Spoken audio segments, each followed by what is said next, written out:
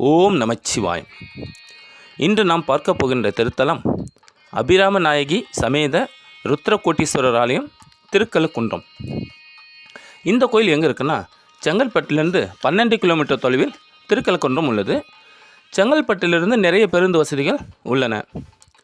திருக்கழுக்குன்றம் பேருந்து நிலையத்திலிருந்து 2 கிலோமீட்டர் தூரத்தில் இந்த கோயில் உள்ளது. நால்வர் பாடல் பெற்ற தலமான பக்தவச்சேஸ்வரர் கோயிலிலிருந்து கிழக்கு நோக்கி சென்றால் சங்கு தீர்த்த குளம் வரும். குளத்திலிருந்து தென்கிழக்கு மூலையின் வழியே சென்று இடதுபுறம் திரும்பி முதல் வலது சாலையில் திரும்பினால் ருத்ரகோட்டீஸ்வரர் கோவிலை அடையலாம். அடியார்கள் எப்பொழுதும் திருக்கழுக்குன்றம் சென்றால் பக்தவச்சேஸ்வரர் கோயில், வேதகிரீஸ்வரர் கோயில் மட்டுமே சென்று வருகின்றனர். ஆனால் நாம் கண்டிப்பாக ஒரு முறையேனும் ருத்ரகோட்டீஸ்வரர் கோயிலுக்கு சென்று தரிசனம் செய்ய வேண்டும். இந்த கோயிலுடைய மூலவர் ருத்ரகோட்டீஸ்வரர். அம்மன் அபிராம நாயகி அம்மன் என்கின்ற பெண்ணின் நல்லாள் அம்மை. இந்த கோயிலோட ஸ்தல விருட்சம் வாழை மரம். ஸ்தல தீர்த்தம் ருத்ரகோடி தீர்த்தம். திருக்கழுக்குன்றத்தில் இருக்கின்ற கோவில்களில் மிகவும் பழமையான கோவில் இதுதான். சுமார் 2600 ஆண்டுகள் பழமையானதாக கருதப்படுகின்றது. இங்குள்ள அடியார்கள் பக்திக்கு பக்தவச்சேஸ்வரரையும், சித்திக்கு ருத்ரகோட்டீஸ்வரரையும், முக்திக்கு வேதகிரீஸ்வரரையும் வழிபடுவதாக ஐதீகம். இம்மூன்று கோயிலும் ஒருங்கே ஒரே ஊரில் பெற்றதுதான் இவ்வூரின் சிறப்பாகும். சமயக்குறவர்கள் நால்வரில் ஒருவரான திருநாவுக்கரசு சுவாமிகள் 6வது திருமுறையில் 70வது பதிகத்தில் 8வது பாடலில் இத்தலத்தை வைப்புத்தலமாக வைத்து பாடியுள்ளார். இந்த பதிகம் அப்பர் திருப்புகலூரில் தங்கியிருந்த போது அருளச் செய்ததாகும்.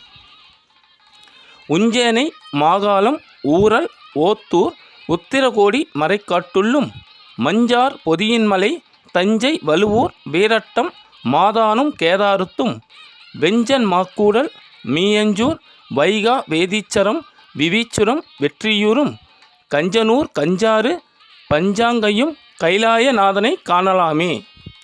அதாவது அப்பர் பெருமான் கைலாயநாதனை காணும் இடங்களை பற்றி குறிப்பிடும்போது ருத்ரகோடி என்று இத்தலத்தை குறிப்பிட்டுள்ளார். நந்தி தேவர் தம் தேவி சுயம்பிரபையுடன் காட்சி தருகின்றார். இத்தலம் கோடி ருத்ரர்கள் தனித்தனியாக சிவலிங்கம் வைத்து பூஜை செய்து தன் பாவங்களை போக்கிய தலம். இக்கோயில் மன்னர்களால் ஆகம சாஸ்திரப்படி கட்டப்பட்டு போற்றி பாதுகாக்கப்பட்ட கலை பொக்கிஷமாக திகழ்கின்றது.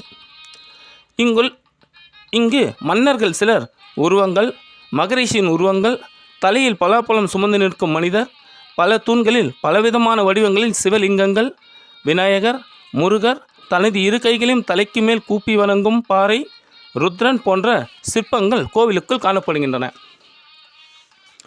ஒருமுறை கைலாயத்தில் சிவபெருமானிடம் நந்திதேவர் பூலோகத்தில் இருக்கின்ற ருத்ரகோடி தலத்தின் பெருமைகளை கூறுமாறு வேண்டினார். அதற்கு இறைவனோ காசி அம்பலம் கமலை சோனாச்சலம் காஞ்சி மாசில காலத்தி மதுரையம்பதி அங்க மோசை யார் கால்கோடி ருத்திரர் வந்தியேற்றும் பூசை மாத்தலம் நமக்கென்றும் இதய புண்டரீகம் என்று திருவாக்கு அருளினார். அதாவது யாம் வசிக்கும் 26 தலங்களில் காசி மாநகர், தில்லை, திருவாரூர், காஞ்சிபுரம், குற்றமற்ற காலத்தி மற்றும் மதுரை போன்ற எனது உடல் பாகமாக உள்ளன. ஓசையெழு ஒலிக்கின்ற கயல்களை அணிந்த கோடி ருத்ரர்கள் வழிபட்ட இவ்விடமே இதய பகுதியாகும் என்று கூறினார். இங்கு எம்மை தரிசிப்பவர்கள் பெரும் பேற்றினை இம்மையிலும் மறுமையிலும் அடைவார்கள் என்றும் கூறினார். இந்த கோயிலோட வரலாறு பார்ப்போம். தேவர்கள் அமுதம் பெற வேண்டி பார்க்கடலை கடைய மத்தாக மந்திரகிரி மலையை பெயர்த்தனர். அதன் பாதாளத்திலிருந்து கொடிய அசுரர் கூட்டத்தினர் திரளாக வெளியே வந்தனர். கொடிய எண்ணம் கொண்ட அவர்கள் தேவர்களையும் முனிவர்களையும் அனைவரையும் துன்பப்படுத்தினர். இதை தடுக்க பிரம்மன், இந்திரன் மற்றும் தேவ முனிவர்களுடன் கைலைக்கு சென்று ஈசனை பணிந்து காப்பாற்ற வேண்டும் என்று வேண்டி நின்றனர். சிவபெருமான் தேவர்களையும் முனிவர்களையும் காக்கும் பொருட்டு அசுரர்களை அழிக்க தன் திருமேனிலிருந்து பலம் பொருந்திய கோடி ருத்திரர்களை தோற்றுவித்தார். அவர்கள் மிகுந்த தவபலம் பெற்றவர்களாக இருந்தனர். முத்தலைச்சூலம், மலுப்படை, வில்லாயுதபாலம், பிண்டி என்றும் 32 வகை ஆயுதங்களோடும் 1000 யானை பலங்களோடும் உள்ளவர்களாக திகழ்ந்தார்கள். இறைவனோ அசுரர்களை நாசம் செய்யுங்கள் என்று உத்தரவிட்டார். இறைவனின் கட்டளை ஏற்று அசுரர்களை எதிர்த்து போர் புரிந்து அவர்களை அழித்து வெற்றி மாலை சூடிக்கொண்டு வந்து ஈஸ்வரனின் திருவடியை வணங்கி நின்றனர். சிவபெருமானிடம் கோடி ருத்ரர்களும் அசுரர்களை கொன்ற பாவம் போக்க அருள வேண்டும் என்று கேட்க, இறைவனும் மனம் கனிந்து, நீங்கள் தவம் செய்ய தகுதியான தலம் வேதகிரி தலம், அங்கு சென்று எம்மை தனித்தனியே பூஜை செய்யுங்கள் என்று கூறி அருள் புரிந்து கோடி லிங்கமாக காட்சி அருளினார். ருத்ர கொடியர்களும் இறைவனை தனித்தனியாக அபிஷேக ஆராதனை செய்தனர். பூஜையின் முடிவில் கோடி லிங்க வடிவம் தம்முள் அடக்கி இறைவன் சுயம்பு மூர்த்தியாக வெளிப்பட்டு எழுந்தருளினார். அனைவரும் இறைவன் பாதம் பணிந்து, எங்கள் பெயரிலேயே தீர்த்தமும் இத்தலமும் உம் பெயரும் விளங்க வேண்டும் என்று கேட்க, இறைவனும் இத்தலம் ருத்ரகோடி தலம் எனவும் தீர்த்தம் ருத்ரகோடி தீர்த்தமாகவும் எமது பெயர் ருத்ர கோட்டீஸ்வரராகவும் விளங்கும் என்று திருவருள் புரிந்தார். தொண்டை நாட்டில் வழங்கப்பெறும் காளிதேவியானவள் சிவபெருமானின் கண்டத்திலிருந்து தோன்றியவள். இவள் காலம் என்னும் தத்துவத்தின் வடிவமாக தோற்றுவிக்கப்படுகிறாள். காலம் எப்பொழுதும் மாறிக்கொண்டே இருக்கும். காலம் ஒன்றை அழித்து வேறொன்றை உருவாக்கும். காளியானவள் மண்டை ஓடுகளை மாலையாக அணிந்து 1000 கைகளை இடுப்பில் கோர்த்து அணிந்து கொண்டு சகல ஆயுதபாணியாக விளங்குகிறாள். இவளை தாங்கும் பீடமாக ருத்ரமூர்த்தி விளங்குகிறாள். ருத்ரனின் தொழில்படும் சக்தி காளி. சிவபெருமானின் கண்டத்திலிருந்து தோன்றிய காளி காற்று தத்துவமாக விளங்குகிறாள். காற்றானது நில்லாமல் இயங்குவது போல் இவளும் சதா சர்வ காலமும் இயங்கு கொண்டே இருக்கிறாள். இக்கோவிலின் தெற்கு புறம் வட்டை பாறை மேல் அமர்ந்து வடக்கு பார்த்து அருள் பாலிக்கிறாள். ஊழி காலத்தில் உலக உயிர்கள் எல்லாம் தன்னுள் ஒடுக்கிய ஈசனை கைலியில் காண்பதற்கு திருப்பார்கடலிலிருந்து மகாவிஷ்ணு கருட வாகனத்தில் மீதேறி வந்தார். கைலியின் முதற் கோபுர வாயிலில் தன் வாகனத்தை நிறுத்திவிட்டு நந்தியம்பெருமானை வணங்கி உள்ளே பரமேஸ்வரனை தரிசிக்கிறார். சிவபெருமானும் தன்னை பணிந்து நிற்கும் மகாவிஷ்ணுவை தன் அருட்பாவியால் ஆசீர்வதிக்கிறார்.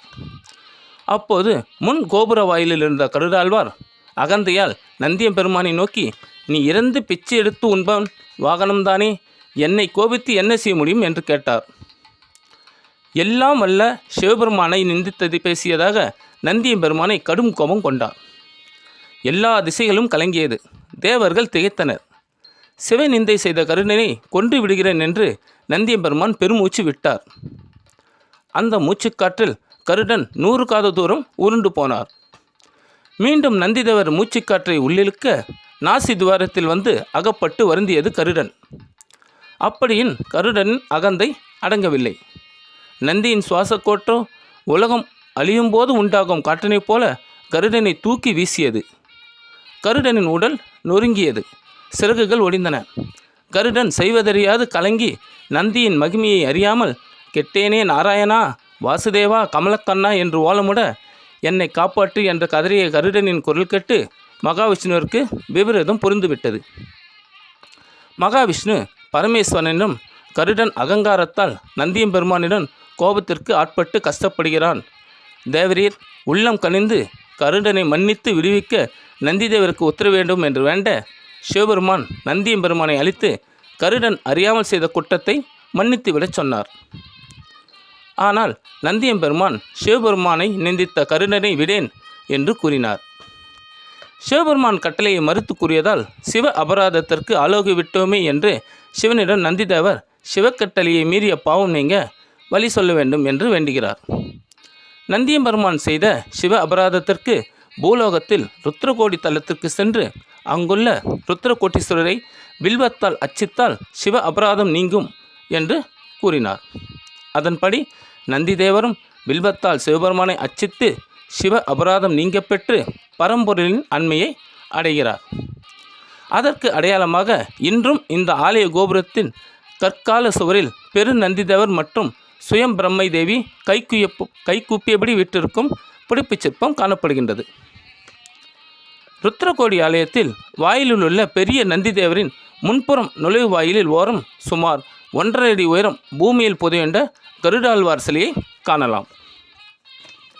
இவ்வாலயத்தில் பத்ராட்ச மரம் உள்ளது. இந்த மரம் காய்ப்பதில்லை, பூக்கள் மட்டுமே பூக்கின்றது.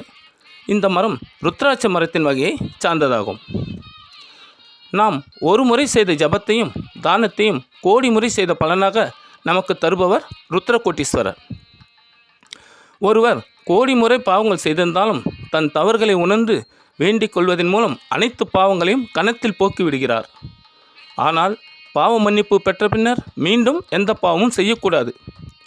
அப்படியே பாவங்கள் செய்தாலும் எத்தனை பிறவி எடுத்தாலும் பாவங்களிலிருந்து விடுபட முடியாது என்பது உறுதி. இக்கோயிலில் நடைபெறும் விழாக்கள்: சுவாமி அம்பாள் திருக்கல்யாணம், சிவராத்திரி, நவராத்திரி, ருத்ராபிஷேகம், சங்காபிஷேகம், ஆருத்ரா தரிசனம் மிக சிறப்பாக நடைபெறுகிறது.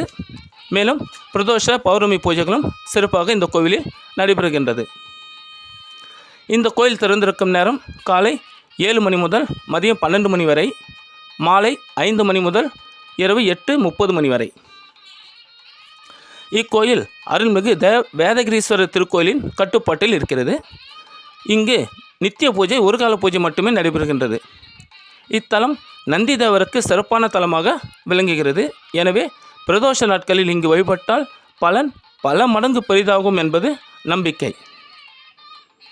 இத்தலத்தில் சிவபக்தர்கள் திருமாலை அணிந்து 48 நாட்கள் விரதமிருந்து இருமுடி கட்டி பால்குடம் எடுத்து வழிபாடு செய்கின்றனர். இத்தல இறைவனை இன்றளவும் ருத்ரர்களும் சித்தர்களும் சர்ப்பங்களும் வழிபாடு செய்கின்றனர். கோடி ருத்ரர்களின் பாவங்கள் மற்றும் நந்தி தேவரின் சுய அபராதத்தையும் போக்கிய ருத்ரகோட்டீஸ்வரரை வணங்கி நம் வாழ்வில் தெரிந்தோ தெரியாமலே செய்த பாவங்களை போக்கி எல்லா வளமும் நலமும் பெற கேட்டுக்கொள்கிறேன். ஓம் நமச்சிவாய். இந்த வீடியோ உங்களுக்கு பிடிச்சிருந்தா லைக் பண்ணுங்கள், ஷேர் பண்ணுங்கள், சப்ஸ்கிரைப் பண்ணுங்கள். மறக்காமல் கமெண்ட் பாக்ஸில் உங்களோட கருத்துக்களை பதிவு பண்ணுங்கள். நன்றி.